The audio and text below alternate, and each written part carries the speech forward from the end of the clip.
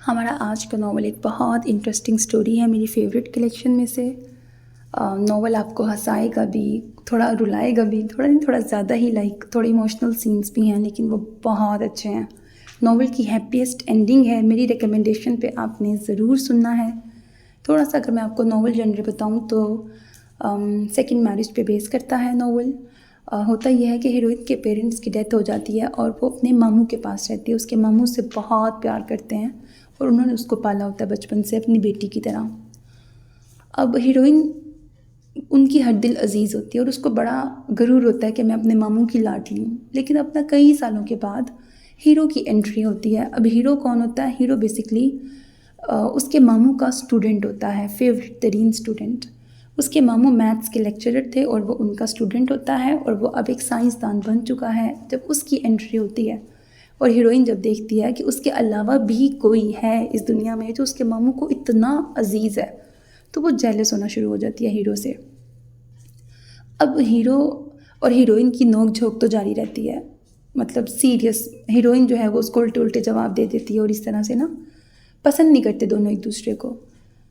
आगे कैसे कैसे ट्विस्ट एंड टर्न्स आएंगे। हीरो ऑलरेडी मैरिड है, उसके 2 बच्चे होते हैं और हीरोइन 27 की हो गई है और अब उसके मामू पर बहुत प्रेशर आ चुका है। और बाकी रिश्तेदारों का, कोई अपने बेटे का रिश्ता ले आता है जो कि अनपढ़ होता है, कोई अपने बेटे का ले आता है जो आवारा होता है और उसको मामू को फोर्स करते हैं कि शादी करें शादी करें।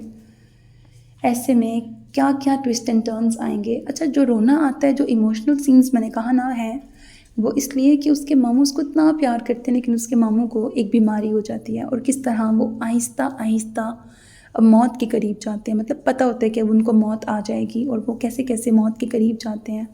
जितना वो स्लो मोशन में राइटर ने एक्सप्लेन किया ना, मुझे वहाँ से फिर रोना आता है, क्योंकि मैं कहती हूँ राइटर्स फटाफट इमोशनल सीन्स, किसी की मौत आनी है तो फटाफट आके ना गुजर जाए, आगे कहानी बढ़े। लेकिन जब राइटर्स आराम आराम से उस चीज़ को एक्सप्लेन करते हैं ना, फिर मुझे रोना आ जाता है। तो बस वहाँ मैं रोई हूँ जब उसके मामू की डेथ होनी होती है।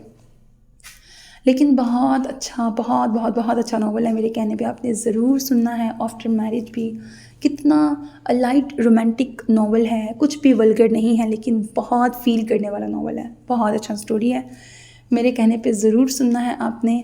और शुरू में लगता है कि अब अच्छा वो हीरो की वाइफ की डेथ हो गई है या फिर उसका कम बैक होगा, वो सारा कुछ आपको नावल सुन के पता लगेगा। मैंने कह दिया कि नावल बहुत अच्छा है, ज़रूर सुने और नावल की हैप्पी एंडिंग है। सो मेरे कहने पे इसको ज़रूर सुनना है, अपना फीडबैक ज़रूर देना है, कमेंट सेक्शन में अपनी राय कभी सार करना है।